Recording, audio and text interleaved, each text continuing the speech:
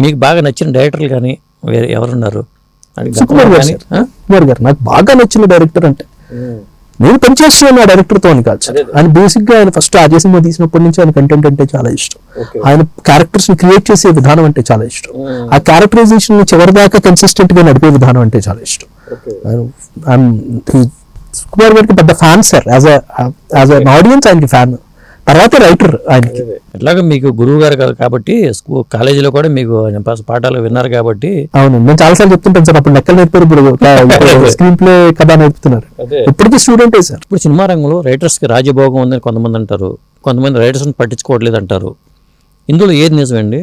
అంటే నా వరకు నేను పనిచేసిన అందరు డైరెక్టర్లు రైటర్గా నాకు ఇవ్వాల్సిన గుర్తింపు ఇచ్చారు సార్. అంటే విత్ వెరీ ఫ్యూ ఎక్సెప్షన్స్, చాలా వరకు నేను పనిచేసిన అందరు రైటర్లు, అందరు డైరెక్టర్, అదే అందరు హీరోలు ఆ సినిమాకి నేను చేసిన కాంట్రిబ్యూషన్ని గుర్తించి నాకు ఇవ్వాల్సిన క్రెడిట్, నాకు ఇవ్వాల్సిన రెస్పెక్ట్ ఇచ్చారు. సో ఆ విషయంలో నాకు ఏ కంప్లైంట్స్ లేవు సార్. ఓకే. కాకపోతే రైటర్గా ఎప్పుడైనా అసంతృప్తికి ఎప్పుడు లోనవుతామంటే, మనం అనుకున్న ఒక సీన్ ఉంటుంది, లేకపోతే మనం కథ ఉంటుంది, దాన్ని డైరెక్టర్ దాన్ని పూర్తిగా అర్థం చేసుకోకుండా ఓకే దాన్ని ప్రజెంట్ చేసే విధానంలో ఎప్పుడైనా తప్పు జరిగినప్పుడే బాధ కలుగుతుంది సార్. అంటే ఈ బాధ కథకి సంబంధించిన బాధ, పర్సనల్ కాదు. నేను చెప్పాను ఇప్పుడే, పర్సనల్గా నాకు ఇవ్వాల్సిన రెస్పెక్ట్ ఇచ్చారు, నాకు ఇవ్వాల్సిన క్రెడిట్ ఇచ్చారు. సో ఆ విషయంలో నాకు ఏ రకమైన కంప్లైంట్స్ లేవు సార్.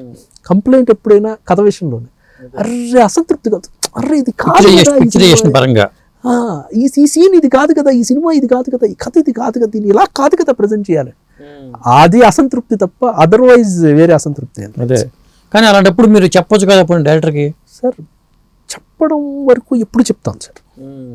ఇప్పుడు రైటర్ ఎంతసేపు సలహాదారుడే, అదే. సో డెసిషన్ తీసుకునేది డైరెక్టర్. సో అది 100% కూడా సార్. ఎందుకంటే డైరెక్టర్కి డెసిషన్ తీసుకునే అథారిటీ 100% ఉండాలి అని నమ్మే వ్యక్తి. అదే. ఎందుకంటే సార్ ఇప్పుడు ఒక సినిమా సక్సెస్ ఫెయిల్యూరు నా మీద 50% ఇంపాక్ట్ చూపిస్తే డైరెక్టర్ మీద 100% ఇంపాక్ట్ చూపిస్తుంది. ఒక డైరెక్టర్ ఒక ఫెయిల్యూర్ సినిమా తీశాడు, ఆ డైరెక్టర్ మీద అది చాలా పెద్ద ఇంపాక్ట్ ఉంటుంది. సో అతనికి ఆ రిస్క్ అతనికి ఉన్నప్పుడు ఆ డెసిషన్ తీసుకునే అధికారం కూడా అతనికి ఉండాలి, అది 100%. బట్ రైటర్గా ఎందుకంటే మనం ఒకలా దాన్ని ప్రజెంట్ చేసినప్పుడు డైరెక్టర్ ఇంకోలా ప్రజెంట్ చేస్తుంటే మనకు అసంతృప్తి కలుగుతుంది. సో ఆ డిస్కషన్ జరుగుతుంది. డిస్కషన్లో కొన్నిసార్లు డైరెక్టర్ని మనం కన్విన్స్ చేయగలుగుతాం, కొన్నిసార్లు మనం కన్విన్స్ చేయలేకపోతాం సార్. కన్విన్స్ చేయలేకపోయినప్పుడు డైరెక్టర్ అథారిటీ ఇది, ఇట్స్ హిస్ ప్రెరోగేటివ్, ఆయన నిర్ణయం తీసుకునే అధికారం అతనికి ఉందని గుర్తించి మనం దాన్ని ఇప్పుడు మీరు సీన్ ఇది కాదు ఇదే అన్నారనుకోండి, డైరెక్టర్ మీరు ఇలా సీన్ ఇలాగే ఉండాలనుకున్నారనుకోండి, సో అలాగే ఉన్న సీన్ ఇంకెంత బెటర్ చేయగలం అని ఆలోచించాలి తప్ప దాన్ని ఆర్గ్యుమెంట్ లెవెల్కి తీసుకెళ్తే సినిమా మీద మళ్ళీ ఇంపాక్ట్ ఉంటుంది. అవును, ఒకప్పుడు అండి డైరెక్టర్లు సపరేట్గా ఉండేవాళ్ళు, రైటర్స్ సపరేట్గా ఉండేవాళ్ళు.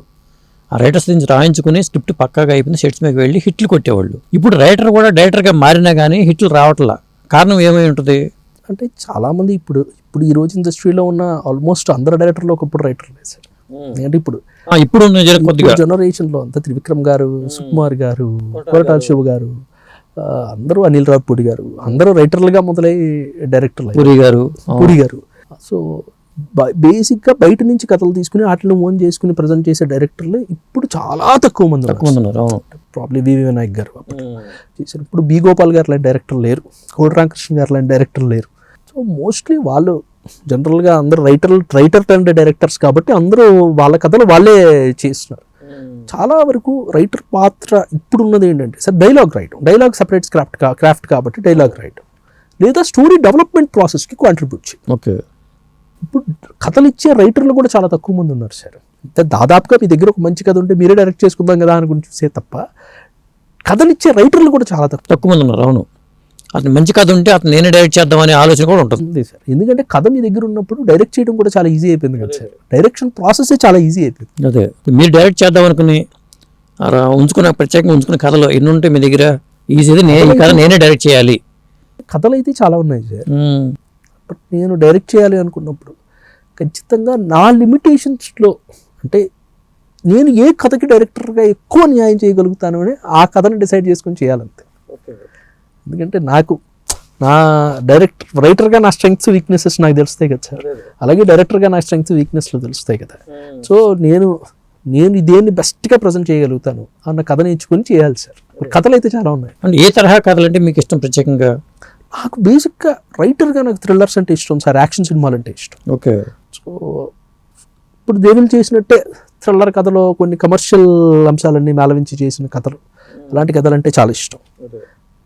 చూడాలి సార్. అంటే ఫస్ట్ మనం ఆ హీరోకి ఎలాంటి కథలు సెట్ అవుతాయి. సో అలాంటి కథల్లో మన దగ్గర ఉన్న కథల్లో దేన్ని మనం బెస్ట్గా ప్రజెంట్ చేయగలుగుతాం. సో చాలా ఆస్పెక్ట్స్ వస్తాయి కదా సార్ డైరెక్షన్ అనేది. బట్ ప్రస్తుతం నేను అసలు ఆ ఆలోచనలో లేను సార్, ఎందుకంటే నేను ఫినిష్ చేయాల్సిన రైటింగ్ కమిట్మెంట్స్ చాలా ఉన్నాయి. నేను డైరెక్షన్ గురించి ఆలోచించడం మొదలు పెడితే రైటింగ్ కమిట్మెంట్స్కి న్యాయం చేయాలని సార్, ఎందుకంటే అది నెక్స్ట్ లెవెల్ పని. ఒకసారి మనం ఆ పనిలోకి వెళ్ళిపోయాం అనుకోండి సార్, ఈ వర్క్ కాంప్రమైజ్ అయిపోతుంది. సో అది నాకు ఇష్టం లేదు సార్.